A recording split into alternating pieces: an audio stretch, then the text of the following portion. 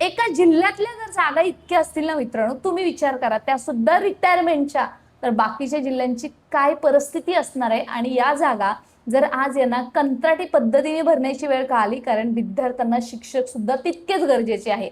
माझे भावी शिक्षक आज वाट पाहतात आहे नोकरीची. वर्ष झालं परीक्षा देऊन, तरी सुद्धा अजून त्यांना नोकरी करायची. जून महिना आला, नवीन अकॅडमिक इयरमध्ये कुठं प्रायव्हेटमध्ये जॉईन करायचं तर तिथं बॉन्ड लिहून घेतात. आम्ही पुढं काय करणार, त्यांच्या पुढे हजारो प्रश्न आहेत, हजारो समस्या सुद्धा आहेत.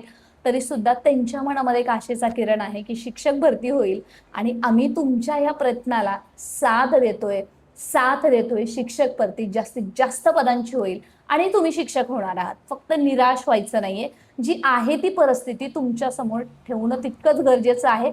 आज या ठिकाणी जरी बेरोजगार डीएड बीएड टीईटी सीटीटी धारकांची जरी निवड झाली, तरी सुद्धा त्यांची कंत्राटी मिनिमम 6 मंथ किंवा मॅक्सिमम 11 मंथच्या कॉन्ट्रॅक्टवरती होणार आहे.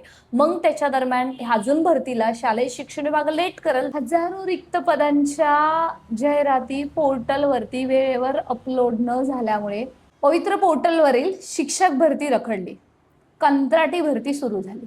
मग पुढं काय?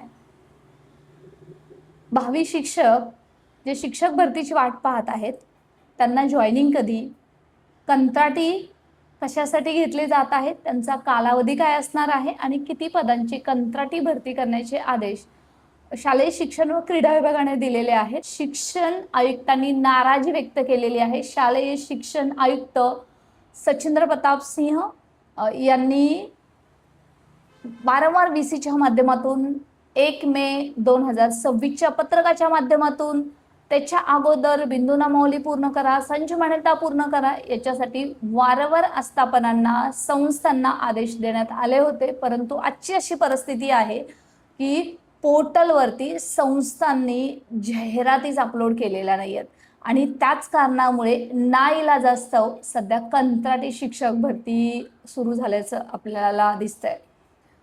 पोर्टल शिक्षक भरतीसाठी वाट पाहणाऱ्या सर्व उमेदवारांना हे थंबनेल पाहिल्यावरतीच नाराजी नक्कीच मनामध्ये आली असेल, कारण खूप आशा आहे आणि नक्की किती वेळ लागणार. वर्ष झालं वाट पाहतात आहे, तारीख पे तारीख मिळती, परंतु हा जो संघर्षमय प्रवास आहे त्याचं डेस्टिनेशन मिळत नाहीये आणि तो संपत सुद्धा नाहीये. म्हणूनच पोर्टल शिक्षक भरतीला सध्या जाहिराती अपलोड करण्यासाठी 15 जूनपर्यंत मुदतवाढ सुद्धा मिळालेली आहे.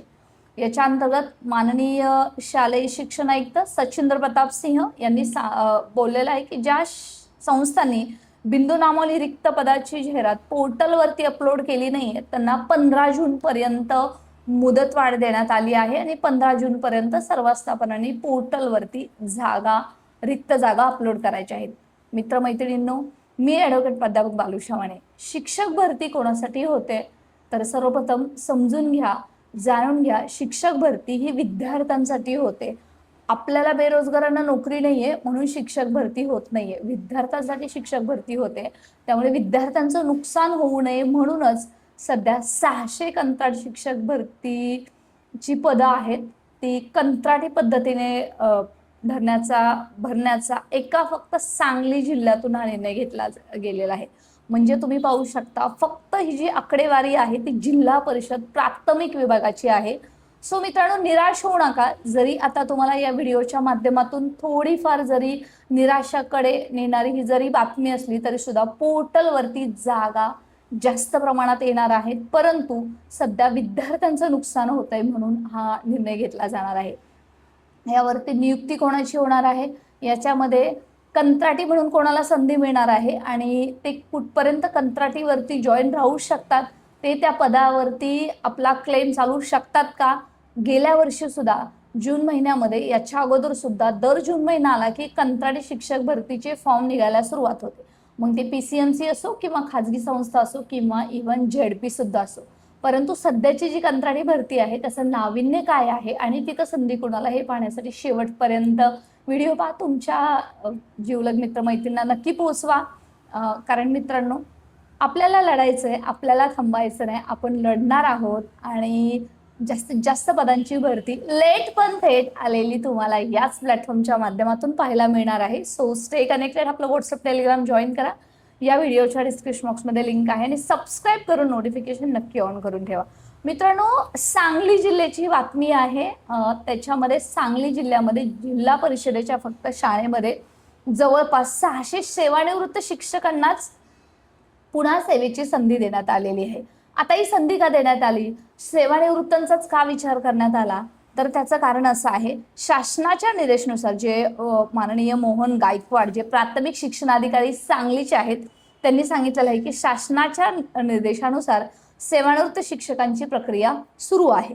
नवीन शिक्षक प्रत्यक्ष रुजू होईपर्यंत, बघा ही भरती कुठपर्यंत आहे, नवीन शिक्षक प्रत्यक्ष रुजू होईपर्यंत शाळातील अध्यापन सुरळीत राहावे, विद्यार्थ्यांचं नुकसान होऊ नये म्हणून जे रिटायर होणारे शिक्षक आहेत, नियुक्त शिक्षकांनाच 15,000 मानधनावरती त्यांना ठेवण्यात येणार आहे. त्यामुळे मित्रांनो, पोर्टल शिक्षक भरतीची जेव्हा निवड होणार आहे तेव्हा त्या जागेवरती त्यांचाच क्लेम असणार आहे, हेही तुमच्या लक्षात आलंच असेल. सध्या ज्या या सांगली जिल्ह्यामध्ये सेवानिवृत्त शिक्षक आहेत त्यांना पुन्हा नियुक्ती देण्याचा निर्णय घेतलेला आहे.